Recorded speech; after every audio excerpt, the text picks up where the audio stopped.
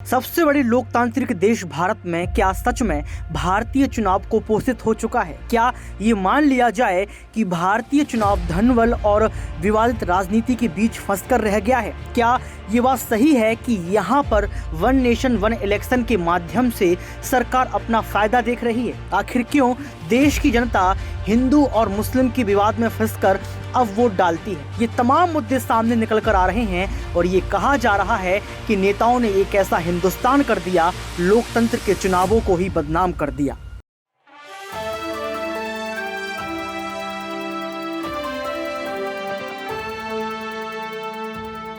नेताओं ने एक ऐसा हिंदुस्तान कर दिया, लोकतंत्र के चुनावों को ही बदनाम कर दिया।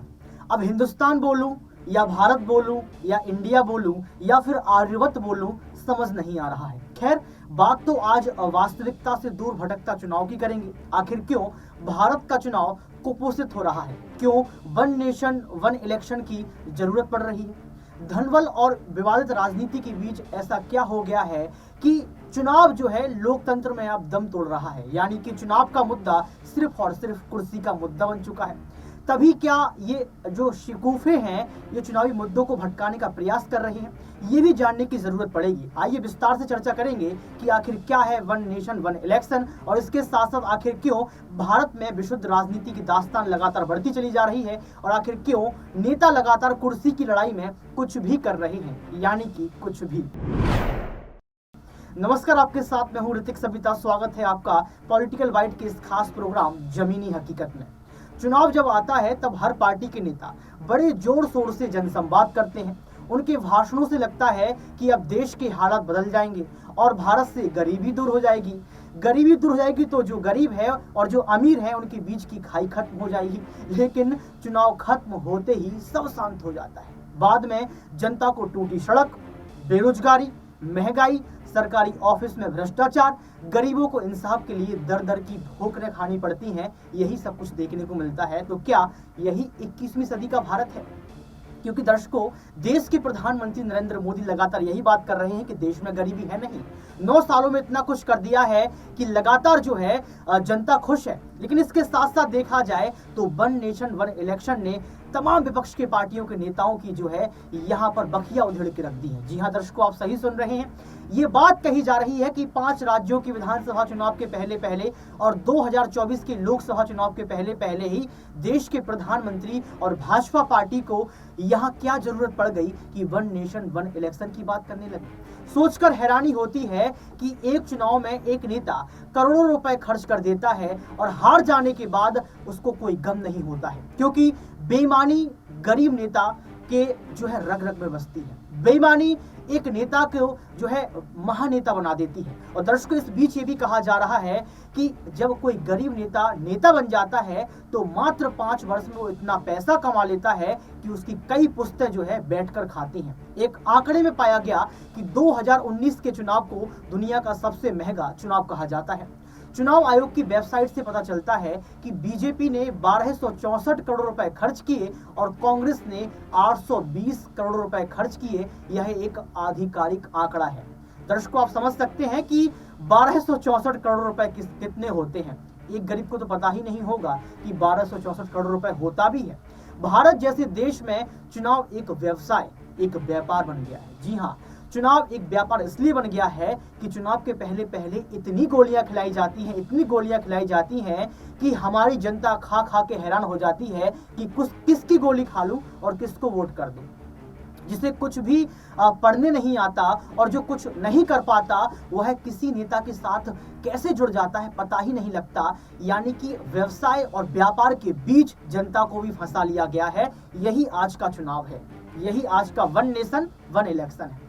वह किसी नेता के साथ लग जाता है, किसी पार्टी के साथ जुड़ जाता है, बाद में धीरे धीरे खुद को एक भ्रष्ट नेता भी बना लेता है। और यही आज विशुद्ध राजनीति देखने को मिल रही है कि जनता आज सिर्फ जनता नहीं, जनता आज तमाम पार्टियों को इस तरीके से सपोर्ट कर रही है जैसे कोई क्रिकेट मैच में सपोर्ट करता है और कोई किसी जो है क्रिकेट मैच में खेलने वाले खिलाड़ी को सपोर्ट करता है। यानी कि 9 सालों में इन तमाम मुद्दों को ऐसे भटका दिया गया है कि अब चुनाव भी जो है यहाँ पर सिमट कर रह गए हैं हिंदू मुस्लिम के बीच, मंदिर और मस्जिद के बीच। ये बात सिर्फ एक पार्टी के लिए नहीं है, ये बात यहाँ पर तमाम पार्टियों के लिए है। दर्शकों, आपको बता दें कि द हिंदू की पत्रकार स्मिता गुप्ता ने लिखा कि 2015 में मुख्य चुनाव आयोग HS ब्रह्म प्रकाश ने कहा कि पीएम मोदी की मुख्य सचिव नृपेंद्र मिश्रा ने जब उनसे बात की तो उन्होंने एक तीव्र इच्छा जताई। उन्होंने कहा कि देश के उन राज्यों और केंद्र शासित प्रदेशों में एक साथ चुनाव हो जहां बार बार जो है व्यवधान आते हैं, जहां जो है ठीक से वोटिंग नहीं हो पाती है। ये बात उन्होंने पहले कही थी, लेकिन आप समझ सकते हैं कि अब तक इस बात को लागू नहीं किया गया था। चुनाव नजदीक आते हैं, 24 का चुनाव नजदीक आता है तो इस बात को फिर से जो है सामने प्रस्तुत कर दिया जाता है। ठीक से लागू क्यों नहीं किया जाता है, इसका सबसे बड़ा सवाल और जवाब यही है कि सत्तारूढ़ पार्टी और विपक्ष की पार्टियों के बीच इतनी तनातनी हो गई है कि वो बैठकर बात ही नहीं कर पाते हैं। संघर्षों के युग में निष्कर्ष ही नहीं निकल पाता है। पहले हमारे बड़े हमें सिखाते थे कि अपनी तिजोरी तो हर कोई भरता है, ऐसा नेता चुनो जो देश के लिए करता है। लेकिन अब कुछ अलग ही बात हो गई है। लेकिन अब इस कहावत को जो है बदल दिया गया है, इसके सुर बदल गए हैं, क्योंकि हमारे नेताओं ने हमें हिंदू मुस्लिम के बीच बांट दिया है। तो अब जनता सोचती है कि ऐसे नेता को जो है चुनना चाहिए जो मंदिर और मस्जिद की बात करे, क्योंकि एक मुस्लिम के अंदर यही आएगा कि मस्जिद तोड़ी जा रही है, एक हिंदू के अंदर यही आएगा कि अगर हिंदू राष्ट्र बनाना है तो ऐसे नेता को चुनना है जो हिंदुओं की बात सुने। तो ये बातें क्यों, जब हम लोग कहते हैं वसुधैव कुटुंबकम, जब हम लोग कहते हैं अनेकता में एकता, लेकिन फिर ऐसा क्या हो जाता है चुनावों के वक्त कि जनता भी मुद्दों को भटका देती है, जनता भी मुद्दों को भूल जाती है। ऐसा क्या हो जाता है कि यहाँ पर जो नरेंद्र मोदी प्रधानमंत्री हैं या फिर भाजपा पार्टी का कोई भी नेता है या फिर विपक्ष पार्टी का कोई नेता है, वो मुद्दों की बात नहीं करता, वो भी हिंदू और मुस्लिम पर आ जाता है। ऐसा क्या हो जाता है लोकतंत्र के चौथे स्तंभ मीडिया को कि वो लगातार जो है अपने बैकग्राउंड में भी हिंदू मुस्लिम की फ्रेम रखता है। ऐसा क्या हो जाता है लोकतंत्र के चौथे स्तंभ में काम करने वाले पत्रकारों को, जो नहीं बताते हैं कि वोट क्यों डालना है और वोट क्यों जरूरी है। आखिर क्यों हमारे देश में वोटिंग परसेंटेज कम रह जाता है, आखिर क्यों भारत देश में हर एक राज्य की बात कर लो तो 60% ही वोटिंग होती है। इसका सबसे बड़ा जवाब है कि 40% लोग सो रहे हैं या फिर उनके पास वोटर कार्ड भी नहीं है। ऐसे में लगातार लोकतांत्रिक मूल्यों का हनन हो रहा है। लेकिन इस बीच विपक्ष के नेताओं ने वन नेशन वन इलेक्शन को लेकर अपनी प्रतिक्रिया दी है और यहाँ पर जयराम रमेश ने कहा है कि ये जरूरी नहीं है, ये बड़ी मुश्किल की बात है। पहले आप जयराम रमेश को सुनिए। वन नेशन वन इलेक्शन, एक देश एक चुनाव असंभव है बिना संविधान संशोधन के। संविधान का संशोधन होना जरूरी है। संविधान संशोधन के लिए आम सहमति की जरूरत बनती है। तो ये सब बाद में देखा जाएगा। अभी तो ये एक समिति का गठन हुआ है। हमारा विचार बिल्कुल साफ है। कांग्रेस अध्यक्ष और पूर्व कांग्रेस अध्यक्ष ने साफ कहा है कि ये संघीय ढांचा पर एक भयंकर आक्रमण है और संविधान के संशोधन के बिना हम आगे नहीं बढ़ सकते। 2017 में मोदी सरकार ने एक डिस्कशन पेपर नीति आयोग के द्वारा तैयार किया गया था, उसकी कॉपी में आप नहीं देखे हैं, मैं आपको भेज सकता हूं। उसमें विस्तार से चर्चा हुआ है किन किन तरीके से संशोधन लाने हैं हमारे संविधान में। तो अभी तो ये समिति का गठन हुआ है और समिति का टर्म्स ऑफ रेफरेंस अगर आप देखें तो इन्होंने पहले ही तय कर लिया है कि वन नेशन वन इलेक्शन होना है। तो ये अजीब सा समिति है कि पहले ही समिति को आपने कह दिया है नतीजा क्या होगा और आप समिति को टर्म्स ऑफ रेफरेंस दे रहे हैं। तो सुना आपने जयराम रमेश को, कांग्रेस के नेता है। दर्शकों, जयराम रमेश ने यही बात कही कि वन नेशन वन इलेक्शन इतना असाधारण नहीं है और ये बात सिर्फ जयराम रमेश भी नहीं कह रहे हैं, यही बात जो है दिल्ली के मुख्यमंत्री अरविंद केजरीवाल भी कह रहे हैं। आप केजरीवाल को सुनिए। मैं देख रहा हूं कल से ये बीजेपी वालों ने नया शगुफा छोड़ा है, one nation one election, one nation. अरे हमको क्या मिलेगा वन इलेक्शन की, 10 इलेक्शन की, 12 इलेक्शन? बताओ आम आदमी को कुछ मिलेगा one nation one election? One nation 100 election, one nation 1000 election, हमको क्या मिला? आम आदमी को कुछ मिला? One nation one election, one nation one education, one nation one education. सबको एक जैसी शिक्षा मिलनी चाहिए, अमीर के बच्चे को भी, अंबानी के बच्चे को, अडानी के बच्चे को जैसी शिक्षा मिलती है वैसे मेरे किसान के और मजदूर के बच्चों को मिलनी चाहिए शिक्षा। वन नेशन वन एजुकेशन होना चाहिए, नहीं चाहिए हम लोगों को one nation one election. One election तुम रखो, हमारी बला से 1000 इलेक्शन करा लो, 2000 इलेक्शन करा लो, हमको क्या फर्क पड़ता है। One nation one education, one nation one इलाज, सबको अच्छा इलाज मिलना चाहिए, चाहे गरीब का आदमी हो चाहे अमीर आदमी हो, अच्छे से अच्छा शानदार इलाज सबको मिलना चाहिए। मिलना चाहिए नहीं मिलना चाहिए।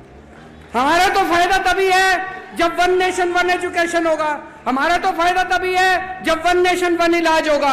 हमें वन नेशन वन इलेक्शन से क्या लेना देना, तुम्हारे चोंचले हैं, तुम रखो अपने घर अपने चोंचले। तो सुना आपने इस वीडियो को सुनने के बाद आपको पता लग गया होगा कि किस तरीके से नेता अपनी राह रख रहे हैं। एक तरफ जो है इंडिया वर्सेस एनडीए का जो है चुनाव होने वाला है, इंडिया गठबंधन बन गया है। अब विवाद ये भी छिड़ गया है कि इंडिया शब्द हटा के भारत लाया जाए, जबकि अनुच्छेद 1 में ही ये कहा गया है कि इंडिया ही भारत है और भारत ही इंडिया है। लेकिन चुनाव के पहले तमाम ऐसे मुद्दे आ रहे हैं जिनसे ऐसा लग रहा है कि अब जनता भी भटक चुकी है कि हमें वोट भारत को करना है, इंडिया को करना है या लोकतंत्र को करना है, किसको करना है। पर यह बात एकदम सही है कि बड़ा महंगा हर सामान का भाव हो जाता है जब हमारे देश में संपन्न चुनाव हो जाता है।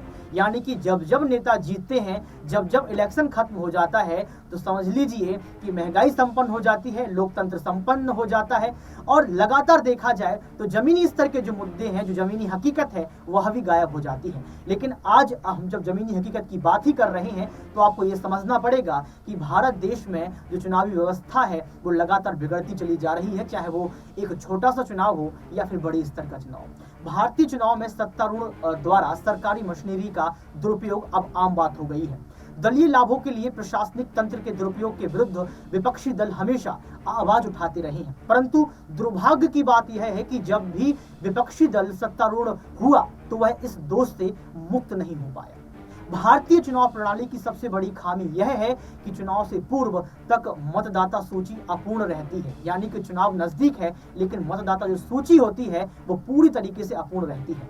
परिणाम स्वरूप अनेक नागरिक अपने मताधिकार का प्रयोग नहीं कर पाते हैं, उससे वंचित रह जाते हैं। फिर वोटिंग प्रतिशत की बात आती है तो 53 से 60% के बीच रह जाता है। निर्दलीय उम्मीदवारों की संख्या में बहुलता भी चुनावी प्रणाली का एक बड़ी समस्या है।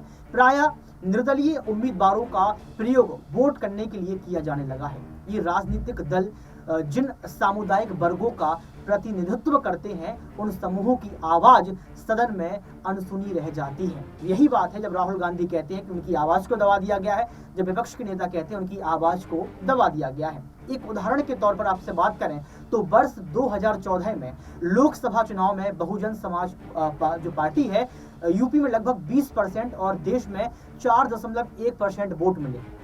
इसके बावजूद भी आप समझ सकते हैं कि यहाँ पर जो है तीसरी सबसे बड़ी पार्टी बनी, फिर भी लोकसभा में कोई भी जगह नहीं मिली, कोई भी प्रतिनिधि नहीं पाया गया बहुजन समाजवादी पार्टी का। आप समझ सकते हैं। इसी प्रकार अगर एक उदाहरण की और भी बात करें तो 2019 के लोकसभा चुनाव में राष्ट्रीय जनता दल को बिहार में 15% वोट मिले, लेकिन उसका एक भी सदस्य चुनाव नहीं जीत पाया।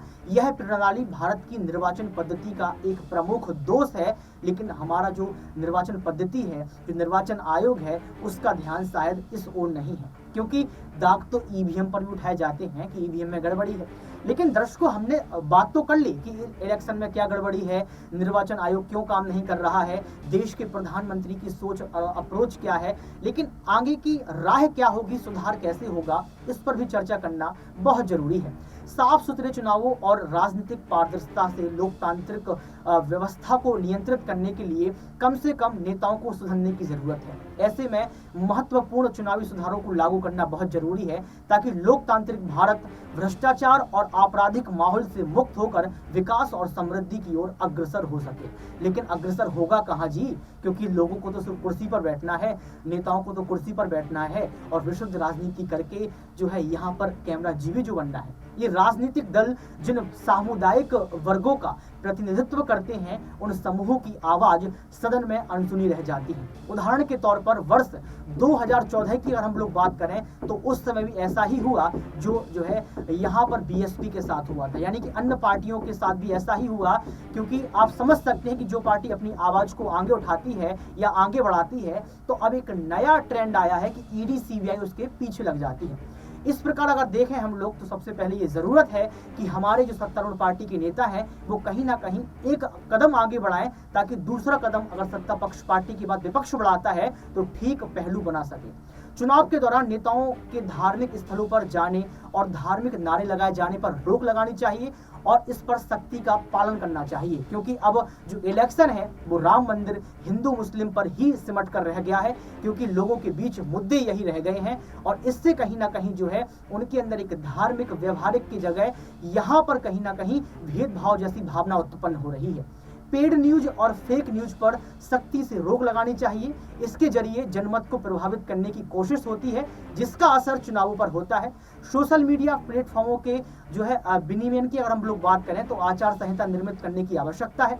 वन नेशन वन इलेक्शन के मुद्दे पर व्यापक विचार विमर्श करने की जरूरत है और सबसे बड़ी बात यह है कि वन नेशन वन इलेक्शन के लिए सबसे पहले तमाम विपक्ष पार्टी के नेताओं को एक साथ बैठाने की जरूरत है, उनसे बातचीत करने की जरूरत है और ये भी तय करने की जरूरत है कि क्या ये हो पाएगा। क्योंकि दर्शकों आपको बता दें कि भारतीय जनता पार्टी जो चुनाव प्रचार करती है उसका पूरा पैसा सरकार का होता है, भले ही वो लोकसभा चुनाव का प्रचार ना हो या फिर किसी अन्य राज्य का हो। मध्य प्रदेश, राजस्थान, छत्तीसगढ़, अभी तमाम 5 राज्यों में विधानसभा चुनाव होने वाले हैं और आवाजें सामने से आने लगी हैं कि इलेक्शन में जो भी खर्चा होगा वो सरकार तय करेगी, यानी कि भाजपा पार्टी तय करेगी सिर्फ और सिर्फ अपनी पार्टियों के लिए। इसके साथ साथ एक बात और सामने निकल कर आती है कि इलेक्शन की हम जब बात करते हैं तो सामाजिक और व्यवहारिक को देखते हुए ये भी तय करना पड़ेगा कि भारत की जो जनता है, जो पिछड़े क्षेत्र हैं, जो ग्रामीण क्षेत्र हैं, वहां चुनाव हो पाता है क्या?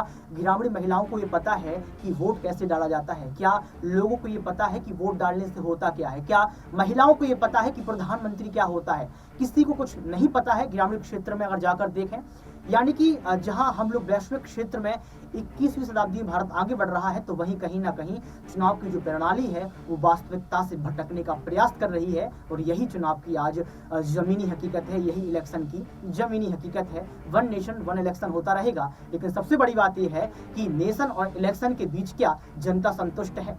जरूरी नहीं है कि चोरों का एक ही घराना हो, दर्द हो और राजनीति का रिश्ता पुराना है। लेकिन दर्शकों अभी समझना पड़ेगा कि आखिर आने वाले समय में जनता किसको चुनती है, 2024 का चुनाव क्या रंग लाता है और वन नेशन वन इलेक्शन का सत्तारूढ़ और विपक्ष पार्टी का मिलकर निष्कर्ष क्या होता है। आज के इस खास प्रोग्राम में बस इतना ही। देखते रहिए नेक्स्ट 9 न्यूज़ पॉलिटिकल बाइट।